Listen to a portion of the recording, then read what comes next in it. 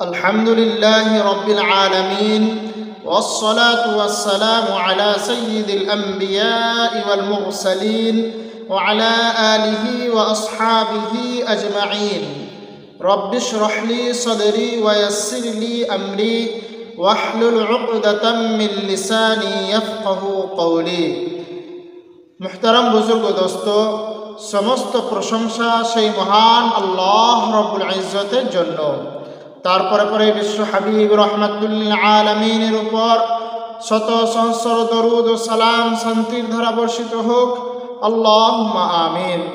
মুহতারাম বুজুর্গ দোস্ত, আজকের আলোচ্য বিষয়বস্তু হলো কারবালার ইতিহাস। সাইয়্যিদুনা হুসাইন রাদিয়াল্লাহু আনহু 61 হিজরি 10ই মুহররম আশুরার দিন শুক্রবার 54 বছর 6 মাস 15 দিন বয়সে কারবালার প্রান্তরে শহীদ হয়েছিলেন।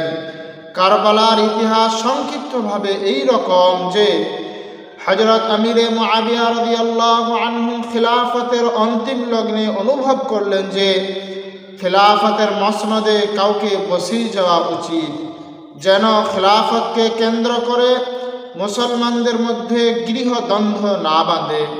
তাই তিনি বিভিন্ন প্রদেশের গভর্নর এবং সচিবদের সাথে পরামর্শ করলেন। সিদ্ধান্ত হলো যে হযরত আমিরে মুআবিয়া রাদিয়াল্লাহু আনহুর ছেলে ইয়াজিদকে তারপর খিলাফতের মসনদে বসানো হবে। তাই তিনি বিভিন্ন প্রদেশের গভর্নরদের কাছে বার্তা পাঠিয়ে দিলেন যে ইয়াজিদের পক্ষ থেকে জনসাধারণের কাছে বায়াত নাও। কুফা, বাসরা, মক্কা, মদিনা বিভিন্ন এলাকায় ইয়াজিদের পক্ষ থেকে বায়াত নেওয়া হলো। তবে মক্কা মদিনার কিছু মানুষ যারা ইয়াজিদের খিলাফত মানতে চাইল না, এদেরই অন্যতম সাইয়্যিদুনা হুসাইন রাদিয়াল্লাহু আনহু এবং আব্দুল্লাহ ইবনে জুবাইর রাদিয়াল্লাহু আনহুমা। হযরত আমির মুআবিয়া রাদিয়াল্লাহু আনহু পরিস্থিতি সামাল দেওয়ার জন্য মদিনায় চলে গেলেন। মদিনার মানুষদেরকে বুঝালেন। প্রায় সব মানুষ ইয়াজিদের খিলাফত কবুল করে বায়াত হয়ে গেল। এদিকে জানতে পেরে যে হযরত আমির মুআবিয়া রাদিয়াল্লাহু আনহু মদিনায় এসেছেন, সাইয়্যিদুনা হুসাইন রাদিয়াল্লাহু আনহু এবং আব্দুল্লাহ ইবনে জুবাইর রাদিয়াল্লাহু আনহুমা সপরিবারে মক্কায় চলে গেলেন। হযরত আমির মুআবিয়া রাদিয়াল্লাহু আনহু মক্কায় গেলেন, তাদেরকে বুঝালেন, কিন্তু তারা মানল না। এইভাবে ইয়াজিদের খিলাফতের ব্যাপারটা হযরত আমির মুআবিয়া রাদিয়াল্লাহু আনহুর জামানাতেই অমীমাংসিত অবস্থায় রয়ে গেল। ইতিমধ্যে হযরত আমির মুআবিয়া রাদিয়াল্লাহু আনহুর ইন্তিকাল হয়ে গেল 60 হিজরিতে। হযরত আমির মুআবিয়া রাদিয়াল্লাহু আনহু তার ছেলে ইয়াজিদকে মৃত্যুর পূর্বে নসিহত করে গিয়েছিলেন যে বেটা, তুমি যখন খিলাফতের মসনদে বসবে, কুফাবাসীরা তোমার প্রতিদ্বন্দ্বী হিসেবে সাইয়্যিদুনা হুসাইন রাদিয়াল্লাহু আনহুকে দাঁড় করিয়ে দিবে। অতএব খুব সাবধান, আহলে বাইতদেরকে সম্মান করবে, তাদের মর্যাদার খেয়াল রাখবে, তাদের সাথে বেয়াদবি করবে না। কেননা আমিরে মুআবিয়া রাদিয়াল্লাহু আনহু 40 হিজরি থেকে 60 হিজরি পর্যন্ত এই 20 বছর বিনা প্রতিদ্বন্দ্বিতায় খলিফা হয়েছেন। তার আগে আরও 20 বছর বিভিন্ন প্রদেশের গভর্নর ছিলেন। এই 40 বছরের অভিজ্ঞতা থেকে তিনি ছেলেকে এই নসিহত করেছিলেন। তিনার ইন্তেকালের পর ইয়াজিদের খিলাফতে মসনদে বসার পর ওই ঘটনাই ঘটল।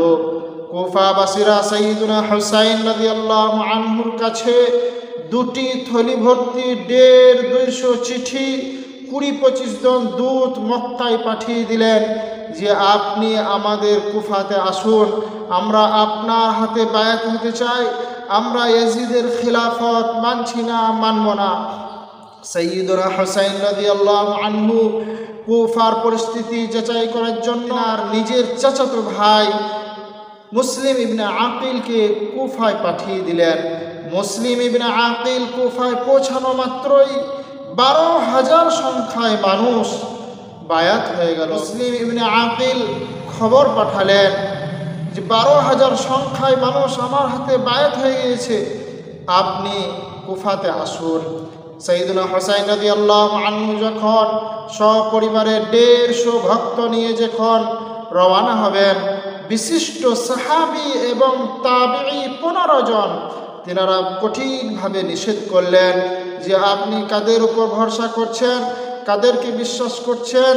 যারা আপনার পিতা হযরত আলী রাদিয়াল্লাহু আনহুকে শহীদ করেছে, যারা আপনার ভাই হাসান রাদিয়াল্লাহু আনহুকে শহীদ করেছে, আপনি তাদের উপর ভরসা করছেন? কিন্তু তিনি কর্ণপাত করলেন না। তিনাকে যখন বিদায় জানাচ্ছিলেন, ইবনে উমর রাদিয়াল্লাহু আনহু বলেছিলেন, আস্তাউদিউকাল্লাহ মিন কাতিল, আমি আপনাকে আল্লাহ রাব্বুল আলামিনের সুপুর্দ করছি, বোধহয় আপনি এই অভিযানে শহীদ হতে চলেছেন। ইবনে আব্বাস রাদিয়াল্লাহু আনহু বলেন, হযরত আমি তো এই অভিযানে রক্তের গন্ধ পাচ্ছি। কিন্তু তিনি কর্ণপাত করলেন না। সপরিবারে 150 ভক্ত নিয়ে রওনা হয়ে গেলেন। তিনি এদিকে রওনা হয়ে গেলেন, এদিকে এজিদের কাছে খবর পৌঁছালো সাইয়্যিদুনা হুসাইন রাদিয়াল্লাহু আনহু কুফায় পৌঁছাচ্ছেন। তিনি কুফার গভর্নর নু'মান ইবনে বাশির রাদিয়াল্লাহু আনহুকে চেঞ্জ করে দিলেন। তিনি নরম দিলের মানুষ ছিলেন, তাই বাসরা থেকে উবাইদুল্লাহ ইবনে জিয়াদকে কুফার গভর্নর বানিয়ে দিলেন। উবাইদুল্লাহ ইবনে জিয়াদ কঠোর মেজাজের ছিল। সে ফরমান জারি করলো, ইয়াজিদের খিলাফতের বিরুদ্ধে যারা কথা বলবে, সাইয়্যিদুনা হুসাইন রাদিয়াল্লাহু আনহুর খিলাফতের পক্ষে যারা কথা বলবে, তাদের বিরুদ্ধে দেশদ্রোহিতার মামলা চলবে। উবাইদুল্লাহ ইবনে জিয়াদের এই ঘোষণা শুনে মুসলিম ইবনে আকিল মোকাবেলা করার জন্য ময়দানে নেমে গেলেন। কিন্তু এই 12,000 সংখ্যায় মানুষ তারা গাদ্দারি করলো, অসহযোগিতা করলো, মুনাফিকি চাল চললো, যার জন্য মুসলিম ইবনে আকিল উবাইদুল্লাহ ইবনে জিয়াদের হাতে শহীদ হয়ে গেল। এই বার্তা সাইয়্যিদুনা হুসাইন রাদিয়াল্লাহু আনহুর কাছে পৌঁছালো। সাইয়্যিদুনা হুসাইন রাদিয়াল্লাহু আনহু বিপদ বুঝতে পারলেন। তিনি মনস্থ করলেন মক্কায় ফিরে যাব, কিন্তু তিনার সাথে মুসলিম ইবনে আকিলের ভাই ছিল, যে বারে বারে অভিযোগ আনতে লাগলো যে আমার ভাই শহীদ হয়ে গেছে, আর আপনি কি করে ফিরে যাবেন? সাইয়্যিদুনা হুসাইন রাদিয়াল্লাহু আনহু মজবুর হয়ে সফর জারি রাখলেন।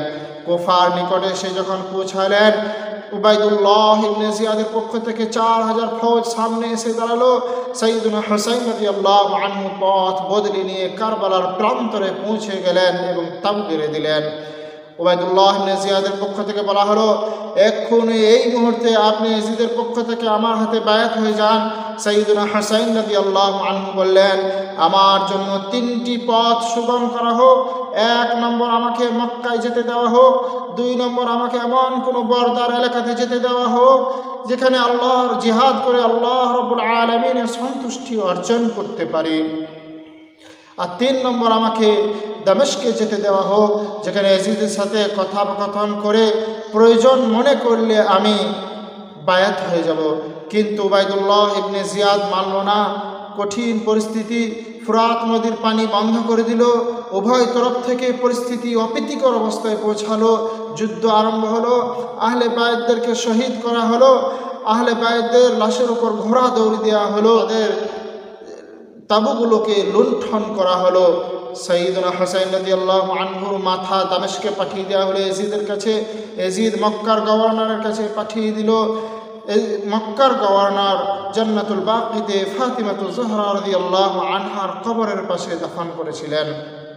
আল্লামা ইবনে কাসির দামেস্কি রাহমাতুল্লাহি আলাইহি বলেন, একটি যঈফ সূত্রে বর্ণিত আছে যে ইয়াজিদ যতদিন জীবিত ছিল ততদিন সাইয়্যিদুনা হুসাইন রাদিয়াল্লাহু আনহু মাথা দাফন করেনি, রাজপ্রাসাদে রেখে দিয়েছিল। ইয়াজিদের ইন্তেকালের পর দামেস্কে সাইয়্যিদুনা হুসাইন রাদিয়াল্লাহু আনহুর মাথা দাফন করা হয় এবং সেখানে পাশে একটা মসজিদ নির্মাণ করা হয়। সেই মসজিদটার নাম হচ্ছে মসজিদুর রাস। আর তেনা ধর কারবালার প্রান্তরে ফুরাত নদীর তীরে দাফন করা হয়। আর তার পাশে শিয়ারা বিশাল এক দরগা তৈরি করেছে, আর সেখানে তারা তারপর থেকে মাতাম করে। যাই হোক মুহতারাম বুজুর্গ দোস্ত, এই উম্মত সাইয়্যিদুনা হুসাইন রাদিয়াল্লাহু আনহুকে শহীদ করে মুহাম্মদুর রাসূলুল্লাহ সাল্লাল্লাহু আলাইহি ওয়াসাল্লামকে কষ্ট দিয়েছে। অতএব আশুরার দিন বেশি বেশি আমাদের তাওবা ইস্তিগফার করা উচিত। আল্লাহ রাব্বুল আলামিনের কাছে দোয়া করি আল্লাহ রাব্বুল আলামিন যেন আমাদেরকে আশুরার দিন বেশি বেশি তাওবা ইস্তিগফার করার তৌফিক দান করুন। আমিন। ওয়া আখিরু দাওয়ানা আনিল হামদুলিল্লাহি রাব্বিল আলামিন।